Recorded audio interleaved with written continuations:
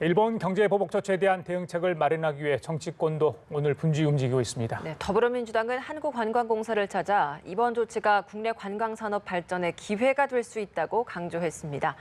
국회 연결해 보겠습니다. 구아린 기자.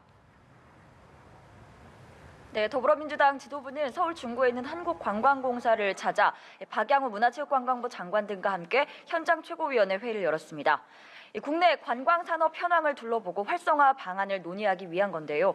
여기서 이해찬 대표는 미중 갈등과 일본의 반도체 소재 공격으로 어려운 상황이라며 제대로 위기를 극복하기 위해 최대한 노력해야 한다고 밝혔습니다.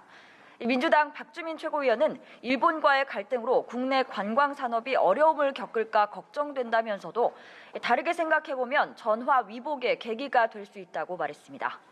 이에 박양우 장관은 감소하는 해외 여행 수요를 국내 여행으로 전환하면 내수 진작에 도움이 될 것이라고 화답했습니다.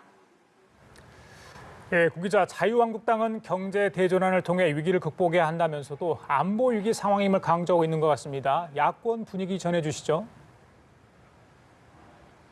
네, 그렇습니다. 자유한국당은 오전 회의에 앞서 안보에는 너나 없다, 뭉치자 대한민국이라는 문구를 내걸고 백보드 제막식을 열었습니다.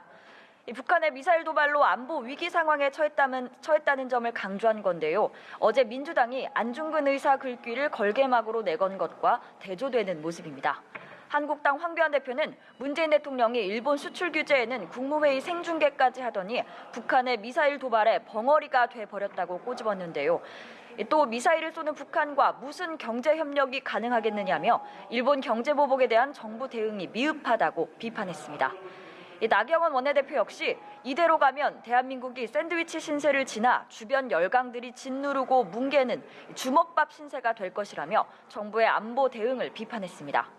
한편 바른미래당 손학규 대표도 안보가 심각한 위협을 받고 있다며 북한은 군사적 도발이 한반도 평화에 어떤 도움도 되지 않는다는 점을 깨달아야 한다고 촉구했습니다.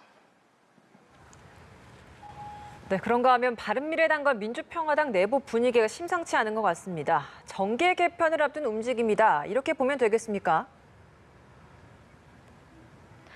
네, 한국당 나경원 원내대표가 바른미래당 유승민 의원을 향해 공개적으로 러브콜을 보내면서 바른미래당에도 파장이 일고 있습니다.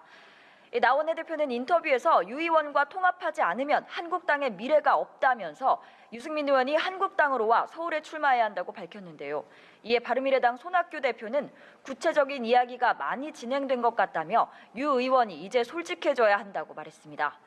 바른미래당 임재훈 사무총장은 나 원내대표의 말이 잠꼬대 같은 소리라며 한국당과의 통합 가능성에 강력 반발했습니다.